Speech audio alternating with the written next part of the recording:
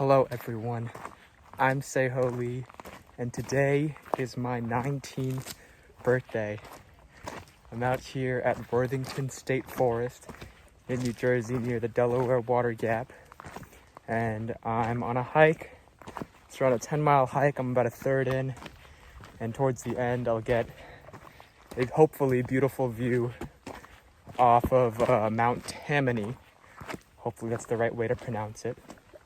And I wanted to do a little special episode as I continue this hike.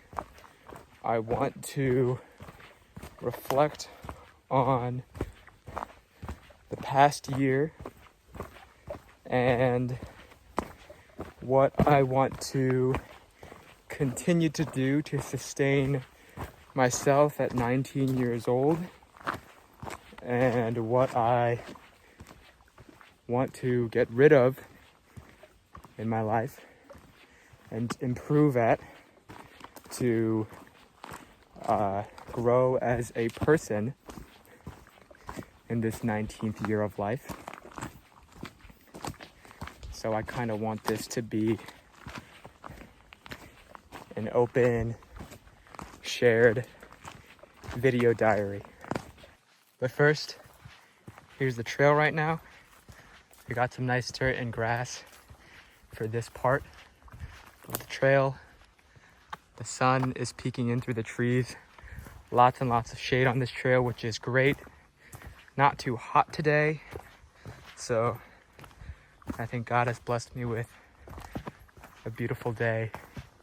So today's hike, I'm by myself. This is a solo hike, and there's a couple reasons I wanted to do this specific activity on this specific day. So normally my birthdays aren't anything crazy. So far in my life, never really had a big birthday party. It's always been a very chill day with family and close friends, whether I hang out or I'll go eat dinner with my family sometime either on my birthday or around my birthday and get gifts. But other than that, there's not much I do. And so I thought, instead of trying to gather a group of people to try to do something with me, I wanted to take the day at my own pace, do what I wanted to do. And hiking is something I always enjoy, except I don't get to do it too often because I just don't make the plans. And so very early on, like a couple months ago, I think, maybe even 2 months ago, I decided that I would go hiking on this day. Made it to one of the first stops on the trail, Sunfish Pond. Beautiful. Look at the baby turtle. Hey, buddy. As I was saying, I thought this solo hike on my birthday would be a way to do something fun that I don't get to do enough, as well as just grow in my ability to have fun and be content just being by myself. It's something that an ability I've been growing very recently in my life, and so far this has proved to be a very enjoyable experience, just being alone at my own pace with my thoughts. I've already had over an hour to reflect on recent learnings and growths and stumps in my life. So now I'm going to share some of those things to remind myself and hopefully help others too. I want to break this up into 3 parts. First, I want to talk about physical health. Second, mental health. And last, but most importantly, spiritual health. First, with physical health. The first thing I want to talk about is still something that I believe to be underrated and not talked about enough, and that is sleep. Sleep is so important, and this goes for all aspects of health. Like, this will improve your life in all areas.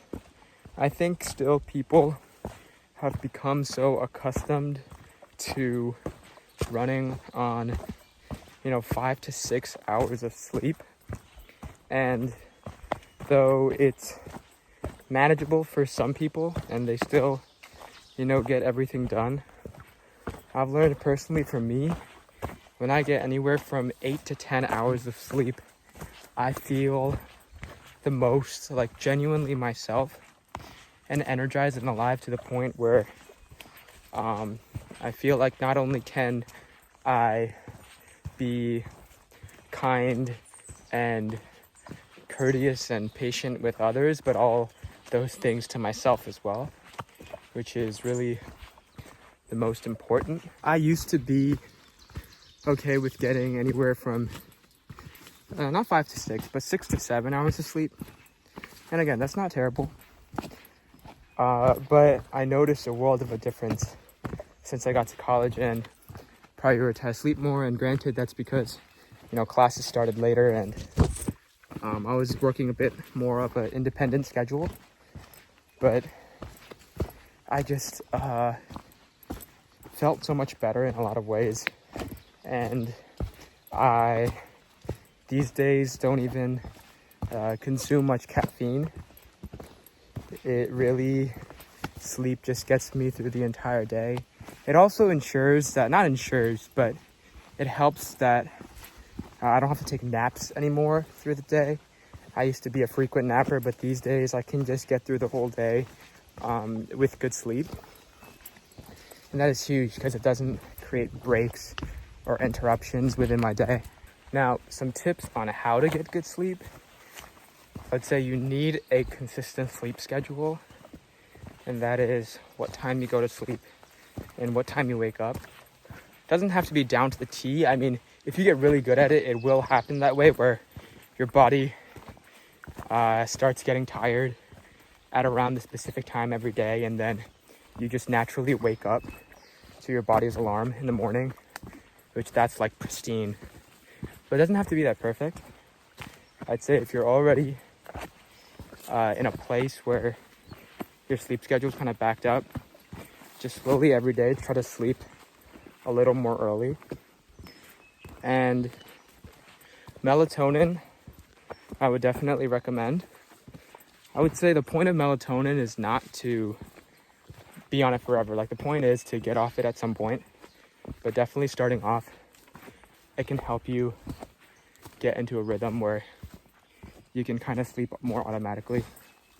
And then slowly over time, you take less and less of it to the point where you no longer have to take it.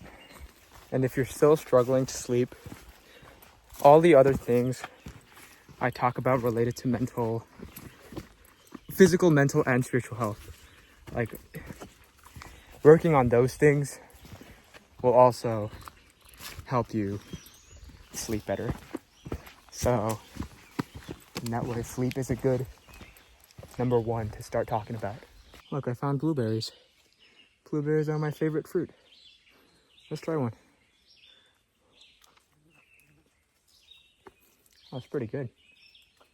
The next tip with physical health is exercise. I'm on a hike right now. I love to stay active. I'm not by any means athletic. I'm actually very unathletic. But exercise has been a constant in my life for some years now. And every day staying active helps me stay happy. It helps me, helps just my brain function. It helps every day keeping my energy alive. And I think the biggest thing with exercise is that there's no one-way formula for everyone. The biggest thing is to stay active and to stay active consistently. And in order to stay active consistently, you have to find an activity that you genuinely enjoy. For example, if you heard that hiking is really good for you, which I think it is, but you don't enjoy it, then there's no reason for you to force yourself to go on hikes, unless you want it to be like a challenge in a good way. But consistency is key. So if it's that you like to bike, then try to bike every day, or if not, every other day. I've made it to Dunfield Creek. Wow. Look at this peaceful creek. For me, exercise looks like activities like this: hiking, biking, occasionally, but regularly. I'll lift weights in the gym, I'll work out, and I'll go on walks. And these days, the reason I mentioned the challenging yourself is that these days I've been running. Not every day, because that'd be kind of difficult for me, because I'm a new runner as in, like every summer at the start, I say I'm going to start running. And then I stop after a while. But this time I don't want to stop. In order to do that, I set up a plan for myself where I run about every other day. And instead of worrying about distance, I just worry about time. If I can accomplish a 20, 25, or 30-minute run, then that's a success. I set a goal for myself each day. And then progressive overload. So over time, hopefully, once 30 minutes becomes more manageable, then I aim for a 40-minute run. The next physical health tip is maintaining a healthy diet. And again, that looks different for everyone as well. I think I really like the idea that a healthy diet is about adding and not subtracting. So, find the things that you already love to eat and make sure that in one way or another you're adding lots of healthy micronutrients and macronutrients, making sure you eat lots of protein to keep yourself satiated and full. It's also important knowing the function of each to help your micronutrient intake. I think dietary supplements are huge. Even with a super healthy diet, there are some nutrients that we could still be using more of just to help our body and health overall. So definitely invest in some good supplements. I would say sleep, exercise, and diet are the most important aspects to be aware of, but there are some other things as well. Number one, take care of your skin.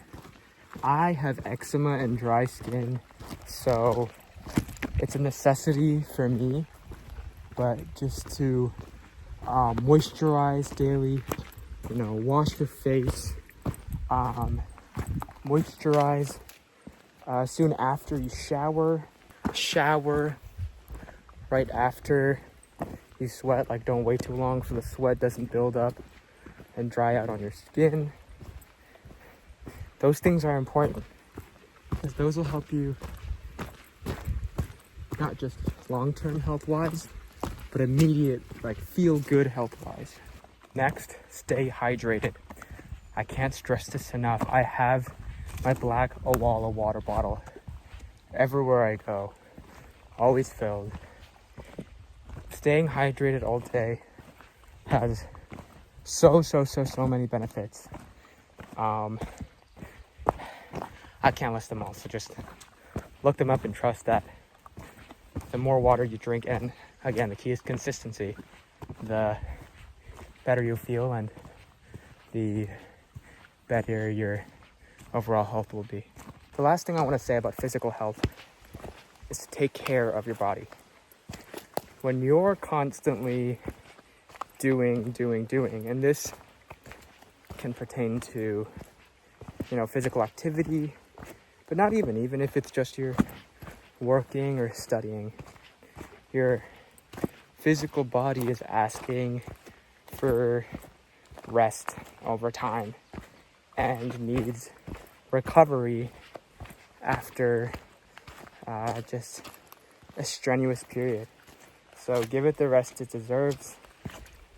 Take some time off and make sure you're stretching, getting physical therapy, and whatever other medical help necessary. Look at these flowers. Take care of your body. We're moving on from physical health to mental health. And the first thing I want to say about mental health is to stop comparing yourself to others. I truly believe that comparison is the thief of joy. And as J. Cole once wisely said, there's no such thing as a life that's better than yours. Once you see how blessed and fortunate you are in your own life and stop comparing yourself to the supposed fortunes of others, you'll be able to live life with more joy, more gratefulness, more understanding, and all that good stuff. I think along those same lines of comparison, it's important to be content with being alone. Going back to why I'm doing this today, I think for a long time, I know for a long time that I had FOMO, and when I wasn't, outside with other people or hanging out, I would not find something to do by myself to enjoy my alone time and be grateful for that alone time, but I instead just wallow at home. And recently, going into college and figuring out habits and a lifestyle that works best for myself, I've realized how valuable it is to be intentional with my alone time, and in turn my alone time becomes time with God, a time to be in conversation with God, and also to think and reflect as I'm doing right now. So this and other recent experiences have been sort of training to practice intentional and focused and productive alone time, which is really good for the soul, really good.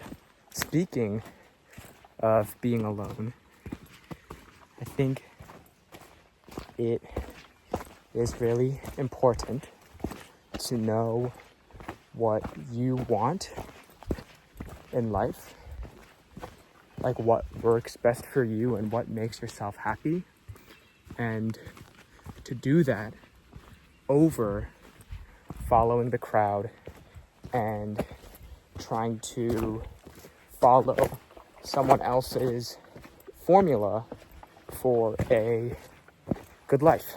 It's very easy to be a follower in this world and see other people's expressions of happiness and chase after that without even realizing what makes yourself truly happy and fulfilled.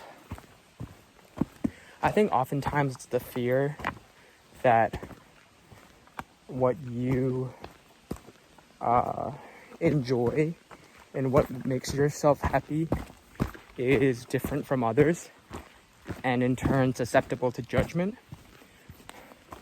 I think this is another tip to let go of the fear of judgment of others and truly do what's best for you, no matter what people are gonna judge, and to think that their judgments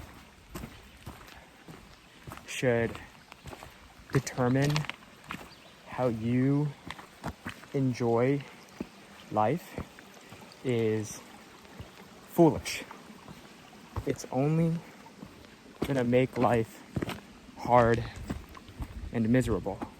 Because the reality is that there is a lot of judgment in this world, it's important, or at least it's important for me, that I try not to judge others. You know, you would think that not judging others is about helping others and being kind to others, but it's actually about helping yourself. Because if you're constantly judging, that's only wasting effort for your brain. Like, there's no point of judging others when everyone's living their own lives. And so the more I try to not judge others, the more I'm freeing up my heart and my mind to focus on other more fulfilling, more productive things. My next tip for mental health is to have a hobby. I think we've lost the art of hobbying these days, thanks to technology and this digital age.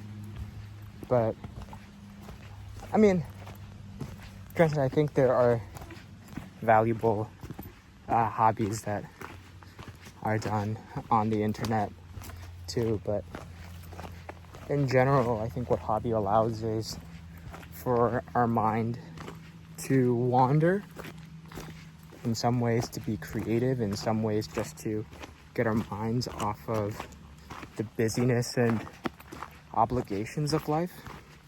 And in a lot of ways, it's just fun to pour out your heart and passion for something that like could mean nothing.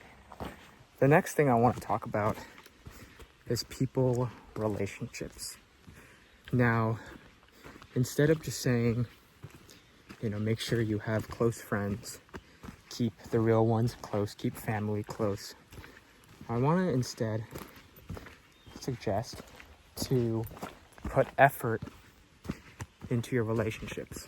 I love connecting with people and building relationships.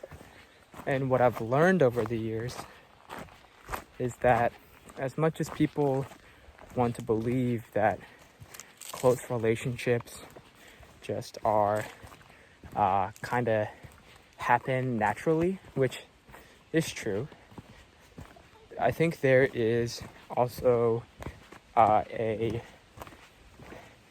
unconscious effort from both parties where you are interested in a person and you want to invest in that person to grow a relationship. And so you make time for that person. When you engage in conversation with that person, you're asking, deep questions and insightful questions that, help them feel comfortable with you. And perhaps they want to be vulnerable and open up. Though a lot of close relationships thankfully work out naturally, I figured out that you can simply take that unconscious effort that goes into building close relationships, bring it to the forefront of your mind and make it a conscious effort. Once you make that effort conscious, you become more aware of the way you interact with people, and thus doing so, you become a better people person, and you become better at being a good friend, being a good partner, etc. Now, to meet those close people in your life, you gotta go out and find people. And for me, it's a bit easier because I'm an extrovert. But I think what everyone can do is, if you're in an environment where there are a lot of people, it's maybe a social event, to have the courage to simply go up to someone and introduce yourself. And perhaps beyond the basic questions of, where you're from or what do you do, to go in a bit deeper and, ask them about their interests or, what's made them happy or excited recently. Like just good conversation pieces. I think there's also a misconception that extroverts or social people find it very easy to, go up to a new person. And I guess that it would be easier for an extrovert than an introvert. But at least for me, it still takes a lot of courage and thinking about what to say and how to say it. But at the end of the day, just got to do it. To elaborate on the idea of just do it, there's two things. One, for the longest time, I didn't know how to say no. Learning how to say no is very important because there are some things that are too big of an ask, that are unreasonable, that are a waste of your time, energy, and efforts. And so when you feel that, when you know that, when a lot of trusted people in your life are advising you to, be able to say no. On the other side, when I say just do it, when you say yes confidently. The same way you'd say no confidently. Say yes confidently and do it knowing that you are able, knowing that you can figure it out, knowing that you are loved, and that even if you fail or things don't go as expected, that doesn't make you any less you. So when you say yes, do it confidently and do it, give it all you got. And when you say no confidently and give it nothing you got. Next, be more graceful. Have more grace for other people. I believe in Jesus, who displayed the most incredible grace when he died to save me from my sins. I think because of our human tendency to judge and to be selfish, I think we like to, and I guess I'm really speaking, I can't really speak for other people other than myself, but it's easy to hold grudges and to be unforgiving, which sounds silly, but I think once I accept that truth and realize the harm in it, then I can actively work towards against the grain and learn to forgive others and assume the best of others. And in that way I show grace towards others, understanding, and even when that's not reciprocated. like at least there is peace in my heart. Even if we can't, you know, even if because the other party we can't see eye to eye, like there is peace in me, and I am comfortable with the circumstance, and so that I can move on. That goes to my next point, which is learning to move on. And that goes with people relationships and with all else, you know, whether in the context of relationships, whether there's a falling out with someone, or someone disappoints you or you disappoint someone, there's an argument that takes place, or some sort of other bitterness, or something just bad or unfortunate that happens with someone, or just in general, something doesn't go your way. I think it's super important to fight again, you know, the tendency to kind of stay in that sorry state and to remain unhappy because of it. I think maybe momentarily we may face unhappiness or regret or some other negative emotion, but you know, we have to control what we can control. And so though the emotion may be our natural bodily response to a situation or a circumstance, what is in our control is how we thus take that emotion and nurture and harvest some sort of feeling to follow. To wrap up all of these mental health points and topics, I think everything can be summarized with one simple word, and that is love. While working on improving yourself and bettering yourself is super important, at the same time, you have to be self-aware and learn to embrace and love yourself every step of that journey towards improvement and becoming a better you, because that journey is never going to end.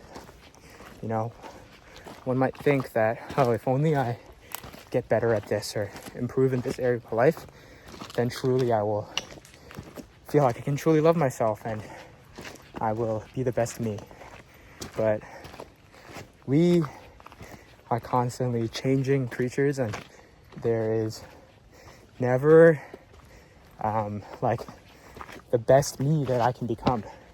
It's always something I can improve. I'm a flawed person, and every time I succeed and grow, I will fail and do some not so good things. So don't wait. Love yourself now. Now, with all that love abundant in your heart, what good is it to have something as great as love and so much of it in your possession and not share it with others? The people I really look up to in my life are the people who know how to share love the best. That looks different for everyone. For some people, it could mean cooking for other people. For some people, it could mean sharing funny videos. I'm slowly becoming more and more out of breath, so excuse me.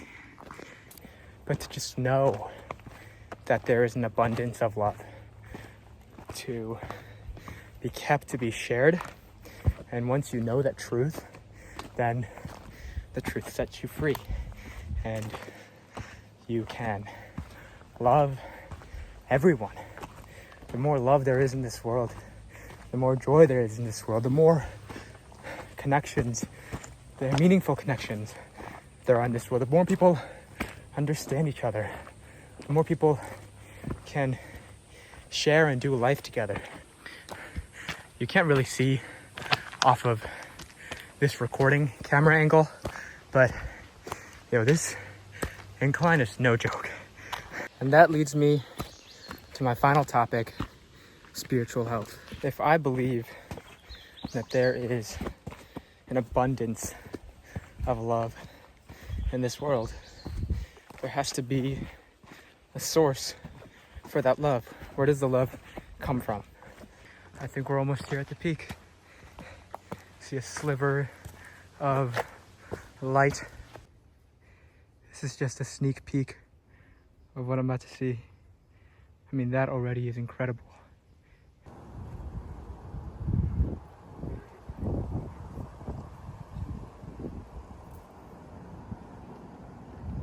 I couldn't talk at the peak because there were a lot of other people there, but the view was stunning. One of the many reasons I believe in God is the existence of love. That without God, there is no love. Love is inexplicable. That the way we feel love is something we cannot contain, something that we cannot put an exact reason to, and it's out of our own free will that God has blessed us with.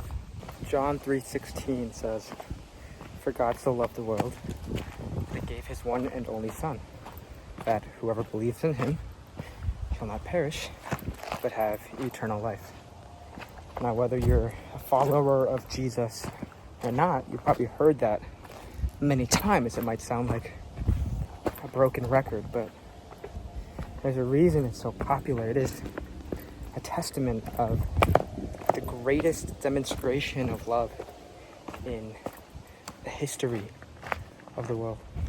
That story of Jesus giving his life for us is called the good news, because if I choose to love that God, in that one true God with all my heart, soul, mind, and strength, that I get to spend eternity with him in his kingdom. And that sounds like a dream to me. And so until then, I choose Jesus and love every day. And since I have made that decision for myself to do that, I have never felt more peace, comfort, and fulfillment in my heart. Now, that being said, my spiritual health is not perfect, and it will never be perfect, because every day I try to live like Jesus, try to follow in his footsteps. But Jesus was God and he was perfect, and I am human and I am not perfect. And although I may mess up, do bad things, fall short, fail, how awesome is it for me to know that I'm justified by Jesus and him alone. Like, my value is in him, and so I don't have to worry. I've been a follower of Jesus for most of my life, but very recently I see him in a new light, and I understand that I live a very blessed and fortunate life, but also that life won't always be that way. So I can't cling on to like just the good things in my life right now, because they're not guaranteed and they're not forever. But Jesus and his love are forever, and that's why I choose to put and establish my life foundation in him. And in that, all that being said, invest in your spiritual health. Do not take it for granted. It could start as simple as trying to pray and asking other friends or just God himself for advice, for help. All in all, I've learned a lot in 18 years of life. What to do, what to focus on, what to pursue, what not to do, what to throw away, what to not even think about. But I'm still growing, I'm still learning. I still make mistakes and do stupid things and hurt other people, and yeah, I'm still imperfect and will always be. But if every day, every week, every month, every year, I can work towards being a better version of myself, then hopefully I can do that for myself to then be a better man for others. I'm about done with this solo birthday hike here. We're approaching the 10-mile mark.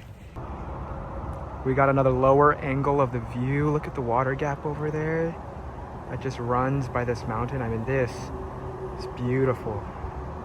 Thanks for listening and keeping me company on this hike.